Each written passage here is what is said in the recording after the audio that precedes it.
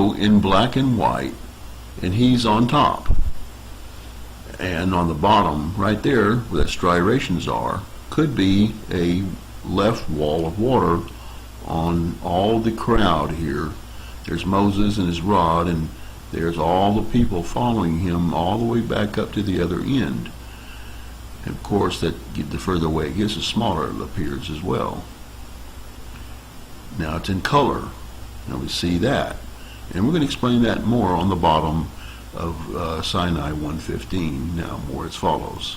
As aforementioned, here is the bottom of Sinai-115 stele, and all indications and evidence shows it to possibly be of the Red Sea crossing. Now we're going to go into quite a bit of detail here. That would look like water there on the left hand side, or left wall of water that is somewhere between possibly 75 to 100 feet deep or high. Find that in the depth of the Red Sea, and that's where the possible crossing would have taken place on the north end of the Red Sea. Now all these arrows that we're pointing here show the direction in which the water is being held back or flowing. And what is also of great interest is that all these striations, or these indentations or lines or crevices that you see in there, are all pointing in the same direction, which would be consistent with the force of nature in physics if something was holding something back with some type of force, or if it was in some kind of a circulatory movement. So that is evidence there as far as that's concerned. Now here we're going to show the wall of water on the upper left top corner, and that would be possibly Moses' rod in the bottom left corner of the image above, or the photo, the bottom of stele 115. Here we're going to annotate this and go in detail. Here's is possibly Moses' rod with a snake head on top, right there, with a snake head on top.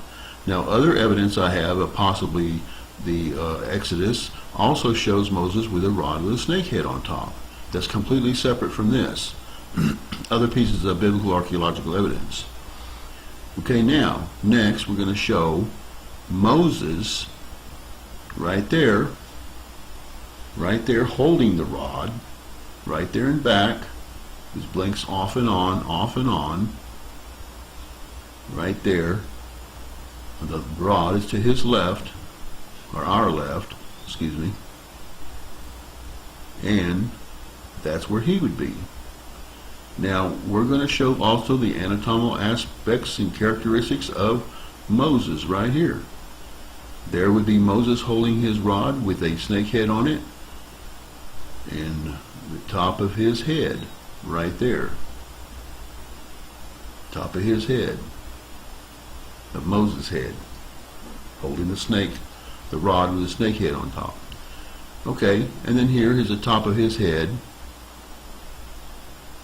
and his hair, the top of Moses' head and his hair, where the arrow is pointed to.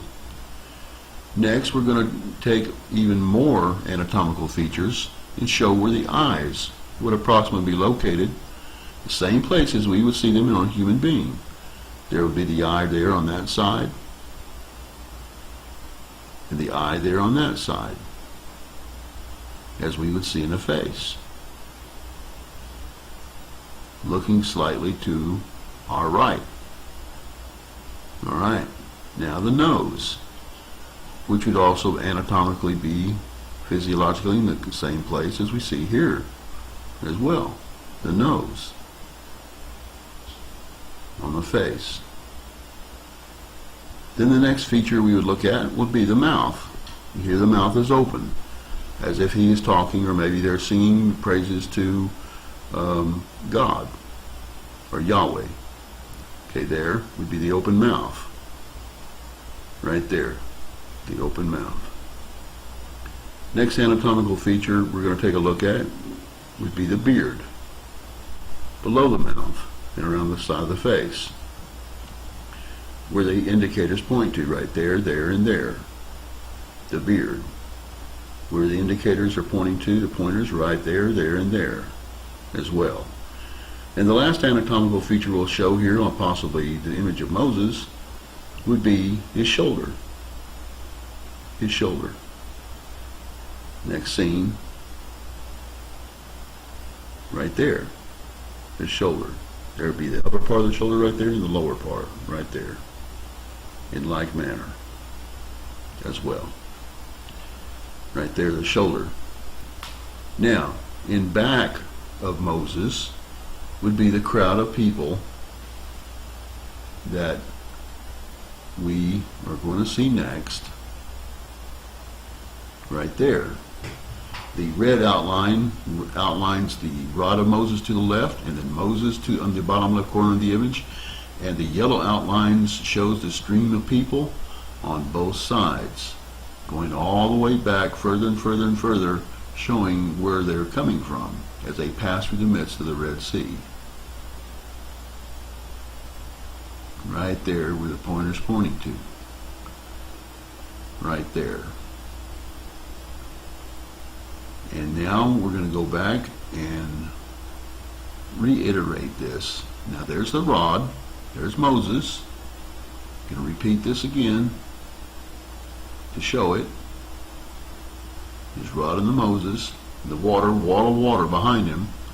There's the group of people that stream, that are closer in the forefront of the image, but get thinner and thinner toward the back because they're further and further away. The rod, Moses, and the stream of people, or Israelites, in the Exodus coming behind Moses. Right there is a wall of water is on their left. You see right there. We have just had an understanding of what the bottom of the Sinai-115 stele looks like. We're here in the bottom left corner. It has an image of what might resemble a man with a beard and also a rod with a snake's head on top of it. And that could possibly be Moses, and in the background could be a wall, the left wall of water above him. Now here we cross-compare that with an illustration drawing that's rough in nature, and it'll basically show of what the image of we are seeing to the left, and try to cross-compare it so that we can relate and identify with that on a human level. That what we're looking at here may be a possible rod and image of Moses and the rod that he had with him at the time at the Israelite Red Sea crossing. Now I'm going to take a look at some animation as to what the possible wall of water during the crossing through the Red Sea would have looked like. Some crude animation showing the water potentially or possibly moving.